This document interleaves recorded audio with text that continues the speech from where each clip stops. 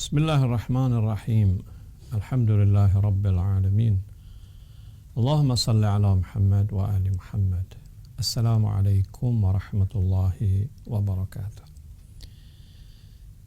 Kita masih berbicara tentang siapa yang diwajibkan oleh Allah untuk puasa. Kita sudah sampaikan bahwa yang pertama adalah seorang yang sudah sampai usia baligh. Yang kedua adalah mereka yang berakal, yang akalnya tidak hilang. Yang ketiga adalah orang yang tidak pingsan atau orang yang dalam keadaan sadar. Sekarang kita berbicara tentang yang keempat. Siapa yang diwajibkan puasa? Yang keempat adalah at-taharatu minal haidhi wan nifasi.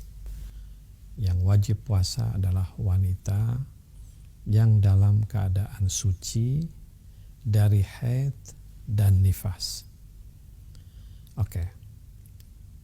Ketika berbicara tentang suci dari haid dan nifas, maka itu berkaitan dengan pengetahuan kita tentang berapa lama yang disebut dengan nifas dan berapa lama yang disebut dengan haid. Di sini ada sedikit perbedaan antara fiqih Asy-Syafi'i dengan fiqih Ahlul Bait, ya. Dalam fiqih Ahlul Bait, ketika berbicara tentang haid itu aqalluhu 3 ayyam. Minimum darah haid itu adalah 3 hari. Aktsaruhu 10 ayyam. Maksimumnya 10 hari. Jadi kalau ada seorang wanita, apabila dia melihat darah 3 hari, lalu kemudian berhenti, maka itu pasti darah haid. Atau dia melihat darahnya itu, misalnya keluar kurang daripada 3 hari, 2 hari misalnya, itu pasti bukan darah haid.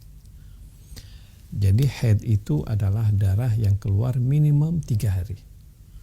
Terus sampai 10 hari. Di atas 10 hari, maka dia tidak disebut darah haid.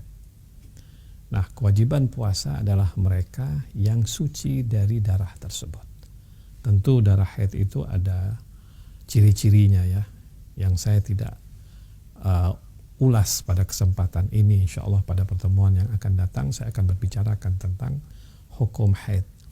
Tetapi paling tidak dari sini kita tahu bahwa dalam fiqh Ahlul Bait yang disebut dengan haid itu adalah minimum 3 hari.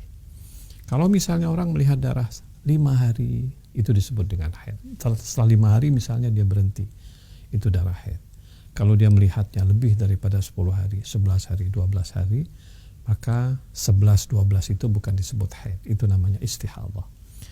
Oke, wanita yang haid dalam setelah waktu haid ini berakhir, maka dia wajib puasa.